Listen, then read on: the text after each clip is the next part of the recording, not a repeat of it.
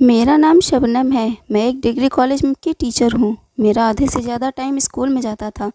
मेरे घर में मेरे ससुर जी, मेरे पति और मेरा बेटा रहता था। मैं काम में टाइम नहीं दे पाती थी, जिसकी वजह से मुझे अपने घर में एक नौकरानी को रखना पड़ा।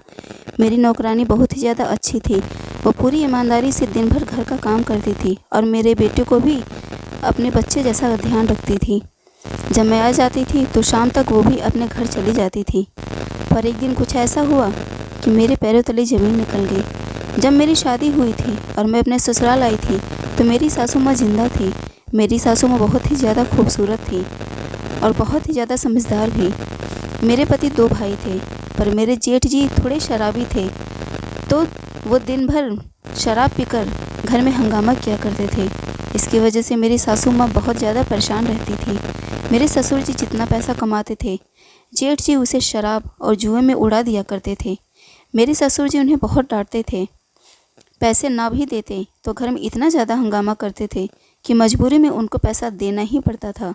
मेरे पति जिगर जी पढ़ाई करने के लिए शहर छोड़कर दूसरे शहर चले गए थे, क्योंकि वह कहते थे कि मैं ऐसे माहौल में पढ़ाई नहीं कर सकता। जब मेरे पति पढ़ाई कर चुके थे तो मेरी शादी उनके साथ हुई और मैं ससुराल आई तो मेरे जेठ जी मेरे पति को बहुत गाली देते। कहते थे कि खर्च के लिए एक और मुसीबत लाया है। मेरे पति बहुत गुस्सा होते थे, पर कुछ कह नहीं पाते थे। जेठ जी इतना ज़्यादा पिया करते थे कि उनसे किसी ने अपनी लड़की की शादी ही नहीं करनी चाहिए, और शायद इसी वजह से वो मेरे पति से और चिढ़ते थे। लेकिन मेरे पति जिगर हमेशा उन्हें इग्नोर करते थे और अपने काम से काम मतलब रखते थे। एक दिन जिगर जी किसी काम से बाहर गए थे और मैं घर में अकेली थी। मेरी सासू माँ बगल में कुछ प्रोग्राम था, वहाँ चली गई थी। घर में ससुर जी भी नहीं थे। मेरे जेठ जी नशे में आए और मुझे देखते ही जैसे चिढ़ गए और फालतू फालतू बकवास करने लगे। मैं तो बहुत हैरान रह गई कि कितने अजीब इंसान हैं। उस दिन मैं बहुत रोई। जब शाम को सासू माँ मेरे पति घर पर आए तो मैंने उन्हें सब कुछ बता दिया। मेरे पति ने माँ से कहा कि मम्मी, अब मैं शबनम को लेकर चला जाता हूँ, क्योंकि भैया का कोई ठिकाना नहीं है। वह यहाँ रहेंगे तो पता नहीं क्या क्या करेंगे। ऐसे में शबनम सुरक्षित नहीं है। मम्मी रोने लगी कि मेरी एक ही बहू आई है और इसी की वजह से तो हम लोगों का मन लगा रहता है। इसे भी तुम लेकर चले जाओगे। मैंने अपने पति को मनाया कि आप परेशान ना हो, अब मैं भैया से बात ही नहीं करूँगी, पर आप लोग भी कभी मुझे घर में अकेले छोड़कर मत जाया करिए। कोई ना कोई लोग मेरे साथ रहा ही करिए। अब मेरे जेठ जी का पीना इतना ज़्यादा हो गया था कि वो दिन भर कहीं ना कहीं पड़े ही रहते थे। दिन भर उनका पता ही नहीं रहता था। उनकी हरकतें ऐसी थी कि कोई उनको पूछता भी नहीं था। उनका बहुत इलाज भी कराया गया, पर ठीक होने के कुछ दिनों बाद फिर शुरू हो जाते थे और ऐसे ही एक दिन पता नहीं कहाँ चले गए। बहुत खोज की गई, पुलिस रिपोर्ट भी हुई, पर वह नहीं मिले। ऊपर वाला ही जाने कि वह कहाँ चले गए। घर में तो सब बहुत दुखी हुए कि भले ही वो पीकर पड़े रहते थे, पर आंखों के सामने तो थे। माँ जी अंदर अंदर बहुत दुखी होती थी कि उनका बड़ा बेटा पता नहीं कहाँ चला गया, और इस गम में मम्मी जी की तबीयत भी खराब होती जा रही थी। कहते हैं ना कि बेटा कितना भी नालायक हो, पर माँ तो माँ होती है। पर मुझे खुशी हुई कि जब उन्होंने मेरे प्रेग्नेंट होने की बात सुनी तो खुश हो गई थी। अपने पोते का मुंह देखकर वो जेठ जी को याद किया करती थी। पर जब मेरा बेटा राजन 2 साल का हो गया तब मम्मी जी हम सबको छोड़कर इस दुनिया से चली गई। अब मेरे बेटे और मेरे घर को संभालने के लिए मुझे एक नौकरानी चाहिए थी, क्योंकि मैं पढ़ी लिखी थी और मेरी डिग्री कॉलेज में नौकरी लग गई थी। इसलिए जब मैंने पता किया तो स्मिता नाम की एक औरत मिली जो कि बहुत परेशान थी। उसका पति उसे पैसों के लिए मारता पीटता था, क्योंकि वो भी शराबी था। उसकी एक सोनम नाम की लड़की भी थी जो कि मेरे बेटे से 2 साल की बड़ी थी। इसलिए मुझे उसके ऊपर दया आई और मुझे एक नौकरानी की ज़रूरत भी थी, तो मैंने उसे अपने घर का काम करने के लिए रख लिया। मेरे बेटे की बहुत अच्छे से देखभाल करती थी। वो दिन भर घर का काम करती थी और जब मैं शाम को 5 बजे आती थी तब वो चली जाती थी। मेरे ससुर जी को भी कोई शिकायत नहीं थी। पति उसकी बेटी छोटी थी, वह अपने बच्चे को भी लेकर आती थी। मेरा भी छोटा था तो दोनों को साथ में खेला करते थे। धीरे धीरे मेरा बेटा बड़ा होने लगा। मैंने उसका एडमिशन करा दिया, वह पढ़ने जाने लगा। मैंने स्मिता से भी कहा कि अपनी बेटी का एडमिशन करा दो, वो पढ़ा लिखा करे। ऐसे दिन बीता और अब मेरा बेटा 12 साल का हो गया। उसकी बेटी मेरे बेटे से 2 साल बड़ी थी, पर जैसे जैसे बेटा बड़ा होता गया उसकी लड़की से बात ही नहीं करता था। एक दिन अचानक से स्मिता की तबीयत खराब हो गई और वह कहने लगी कि मैडम जी, मैं कुछ दिनों तक काम नहीं कर पाऊंगी, तो कुछ दिन मेरी बेटी से काम करवा लो। उसकी बेटी 14 साल की हो गई थी, पर फिर भी मैं काम नहीं करने देना चाहती थी, पर मजबूरी थी, इसलिए उससे थोड़ा बहुत काम करवाने लगी, पर आधे से ज़्यादा काम मैं ही करती थी। पर मेरे ना रहने पर वो घर को अच्छे से संभालती थी। अभी उसे आए हुए 1 महीना भी नहीं हुए थे कि एक शाम को वह कमरे में बेहोश होकर गिर पड़ी। मैं डर गई कि इसे क्या हो गया। मैं उसे तुरंत अस्पताल लेकर गई। वहाँ पर मैं डॉक्टर से बात की और डॉक्टर ने जब चेकअप किया तो पता चला कि वो लड़की सोनम प्रेग्नेंट है। मेरा दिमाग घूम गया।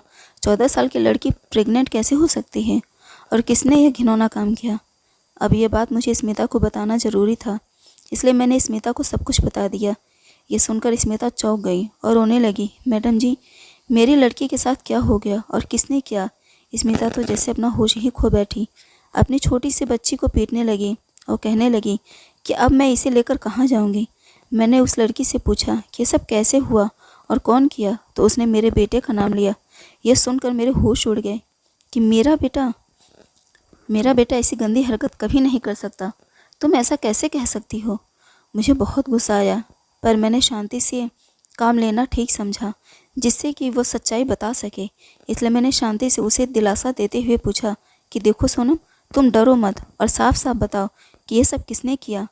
पर वो लड़की अपना सर नीचे करके रोने लगी। ये देखकर स्मिता कहने लगी कि मैडम जी, ऐसा नहीं हो सकता है। मैंने आपके बेटे को पाला है, वह ऐसा नहीं कर सकता। उसके अंदर आप सबके अच्छे संस्कार हैं। वह कैसे कह रही है। इतने में स्मिता ने फिर अपनी बेटी को थप्पड़ मार के बोली कि सही बोल, तूने कहाँ मुँह काला किया है और मैडम जी के बेटे के ऊपर क्यों इल्ज़ाम लगा रही है। तो वह सर नीचे करके रोने लगी। हम लोग उसे घर लेकर आए, पर उसके पहले स्मिता ने डॉक्टर से बात की कि उसके बेटे का ऑपरेशन हो जाए, तो डॉक्टर ने मना कर दिया कि छोटी सी उम्र में अगर ऐसा कुछ हुआ तो उसकी जान भी जा सकती है। अब स्मिता पहले अपने मोहल्ले वालों को लेकर बहुत ज़्यादा परेशान थी कि सब लोग क्या कहेंगे। मेरा मोहल्ले में रहना, जीना, खाना मुश्किल हो जाएगा। मैंने स्मिता को शांत कराया और कहा कि पहले तो तुम मेरे घर चलो, पहले पता करें कि बात क्या है। मैंने उससे बहुत पूछा, पर वह कुछ नहीं बोली, बस मेरे बेटे पर इल्ज़ाम लगा दी थी। मैंने अपने बेटे से बात की तो मेरा बेटा गुस्सा होकर चला गया और बोला कि फालतू बात मत किया करो। अब ये रात जाने के लिए मैंने उसे लड़की को फ्री छोड़ दिया और मैंने कहा कि चलो कोई बात नहीं, टेंशन ना लो, धीरे धीरे पता चल ही जाएगा कि ये सब किसने किया है। मैं मेरे बेटे से फिर बात करूँगी। मैंने कहा तुम काम पर मत आओ और ये बात किसी से बताना मत, क्योंकि अब मुझे पता लगाना था, इसलिए मैंने उसे काम से छुट्टी दे दिया। मैंने स्मिता से कहा कि कुछ दिन इसकी देखभाल करो और जब इसका पेट पता चलने लगे तो तुम इसे लेकर मेरे घर आ जाना। अब मुझे बहुत टेंशन हो गई थी कि मैं कैसे पता करूं। मैंने जिगर से बात की तो वो घबरा गए। अब मुझे समझ नहीं आ रहा था, मेरा दिमाग घूम रहा था कि आखिर 14 साल की बेटी के साथ ऐसा कौन कर सकता है। और वह मेरे यहाँ आए उसे सिर्फ 1 महीने हुए थे और उसे प्रेग्नेंट हुए 2 महीने हो चुके थे। इसका मतलब मेरे घर से कोई है या घर से उनके साथ ऐसा कौन कर सकता है। मेरा कॉलेज में मन नहीं लगता था। स्कूल प्रिंसिपल भी और बच्चे की शिकायत करते थे कि मैम आप अच्छे से पढ़ा नहीं पा रही हैं। मेरा कहीं दिमाग नहीं लगता था। मुझे टेंशन हो गई थी। दिन पर दिन बीत रहा था और मेरा होश उड़ता जा रहा था कि मैं क्या करूं। मेरा बेटा था, मैं उसे अच्छे से जानती हूं, पर फिर भी इतनी छोटी लड़की मेरे बेटे पर फालतू इल्ज़ाम क्यों लगाएगी। एक दिन स्मिता अपनी बेटी को लेकर मेरे घर आई थी, क्योंकि सोनम को डॉक्टर को दिखाना था, तो काफ़ी रात हो गई थी। इसलिए मैंने उसे रात में अपने घर पर रुककर सुबह जाने को बोला, तो स्मिता रुक गई। फिर उसी रात में मैं सो रही थी और स्मिता की बेटी को लेकर मुझे बहुत टेंशन हो गई थी। रात को नींद ही नहीं आ रही थी और बार बार प्यास लग रही थी। तो मैं पानी लेने के लिए किचन में जाने लगी तो मेरे बेटे के कमरे की लाइट जल रही थी। किसी से वो बात कर रहा था और वो आवाज़ आ रही थी। मुझे शक तो नहीं करना चाहिए था, पर फिर भी मैं दबे पाँव गई और कान लगाकर सुनने लगी तो अंदर से सोनम की आवाज़ आ रही थी। वो रोई जा रही थी और मेरा बेटा चेयर पर बैठकर उसे कुछ डांट रहा था। मैं तुरंत दरवाज़ा खोलकर अंदर गई और इससे पूछा मैंने, कहा, बेटा राजन तुम क्या कह रहे हो? तो राजन कहने लगा, मैं तो बस इसे डांट रहा था कि सच्चाई बता दो, तुम मुझे बदनाम क्यों कर रही हो? और मैंने इसे कुछ नहीं कहा। मैंने उस लड़की से पूछा कि क्या हुआ सोनम? तो रोने लगी और उस रूम से भाग गई। मैंने अपने बेटे को अपनी और अपने पति की कसम दी कि राजन तो राजन ने कहा, मम्मी प्लीज़ कसम मत दीजिए, आपको इतना भी विश्वास नहीं है तो जाइए, मुझे आपसे बात ही नहीं करनी। मैं बहुत परेशान हो गई थी कि मैं क्या करूं। एक दिन मैं कॉलेज में थी, तभी मेरे ससुर जी का फ़ोन आया कि वो गिर गए हैं। तो मैंने तुरंत स्मिता को फ़ोन किया क्योंकि उसका घर पास में ही था। तो वो तुरंत घर पहुँच गई और मैं भी घर के लिए निकल गई। और जैसे ही मैं स्मिता के घर के सामने पहुँची, मेरी ऑटो ख़राब हो गई तो मुझे अपने घर पैदल ही जाना था। जैसे मैं स्मिता के घर के पीछे निकलने लगी तो उसके घर से की खिड़कियों से सिसकियों की आवाज़ आने लगी और मुझे लगने लगा कि स्मिता अभी तक गई नहीं क्या, कहीं उसका पति उसे मार तो नहीं रहा है। इसलिए मैं धीरे से खिड़की से झांकने लगी और फिर जो मैंने देखा कि मैं दंग रह गई, क्योंकि वहाँ स्मिता की लड़की बिना कपड़ों की थी और लगातार रोए जा रही थी और उसके चाचा उसके साथ गलत काम करने जा रहा था। मेरे हाथ पैर ठंडे पड़ गए। मुझे समझ नहीं आया कि मैं आगे जाऊं ससुर जी को देखने कि यहाँ इसको बचाऊं। पर मैंने तुरंत स्मिता को फ़ोन किया कि पापा जी कैसे हैं? तो बोले कि ठीक है। तो मैंने बोला कि अब तुम पहले यहाँ अपने घर आओ। जैसे ही वो आई, मैं उसे लेकर तुरंत उसके रूम में घुस गई। ये देखकर उसका देवर चौंक कर खड़ा हो गया और सोनम तुरंत मेरे पीछे आकर छुप गई। फटाक से सोनम को मैंने कपड़े पहनाया। स्मिता इसे देखकर एकदम सन्न रह गई, फिर अपने देवर की पिटाई करने लगी। मुझे इतना गुस्सा आ रहा था कि मैं उसका गला दबा दूं, पर मैंने कहा कि नालायक कहीं का, जरा सा भी समझ नहीं है, 14 साल की लड़की से इतना गंदा काम करता है। अरे वो तेरी भतीजी है। मैंने अब सोनम लगातार रोए जा रही थी। तब मैंने उसे बोला कि घबराओ मत और बताओ बात क्या है, ये क्या कर रहे थे? तो कहने लगी कि आंटी आप सब मुझे माफ़ कर दीजिए, यह बच्चा चाचा का है, ये आज से नहीं 2 साल से ऐसे ही कर रहे हैं। अब तो मुझे कुछ पता भी नहीं था। इसके पहले एक बार और बच्चा था तो चाचा ने एक दवा लाकर मुझे दिया था, और इस बार जब मुझे आपके घर आना था तब भी मेरे साथ इन्होंने ऐसा ही किया।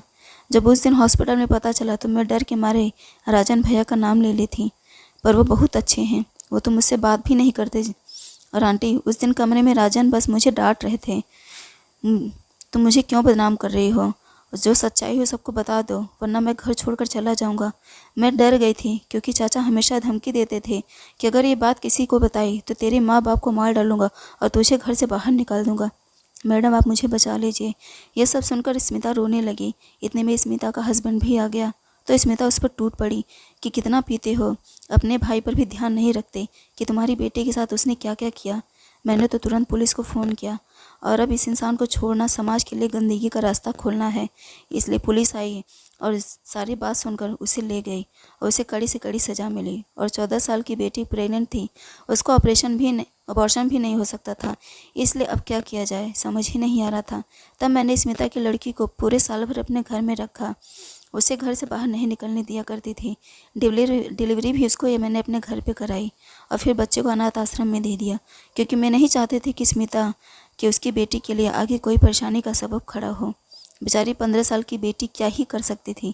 अब स्मिता बड़ी हो गई है और कॉलेज की पढ़ाई कर रही है। मैंने उसे साइकोलॉजिस्ट के पास भेजकर उसे मेंटली स्ट्रांग बनाया। अब स्मिता का पति भी इस घटना से बहुत आहत हो चुका था और उसने शराब पीना छोड़ दिया। मुझे आशा है कि सोनम कुछ न कुछ ज़रूर कर लेगी, क्योंकि वह पढ़ने में बहुत तेज़ है। अब उसकी पढ़ाई का खर्च, उसकी शादी का खर्च मैं उठाऊंगी। दोस्तों कई बार हमारे घर में ही शैतान बैठे होते हैं और हम पहचान ही नहीं पाते। तो दोस्तों ये थी मेरी कहानी। ये कहानी आपको कैसी लगी प्लीज़ कमेंट करके ज़रूर बताइएगा और इस वीडियो को लाइक और चैनल को सब्सक्राइब जरूर करिएगा। फिर मिलते हैं अगली कहानी में, तब तक के लिए वीडियो देखने के लिए आप सबका बहुत बहुत धन्यवाद।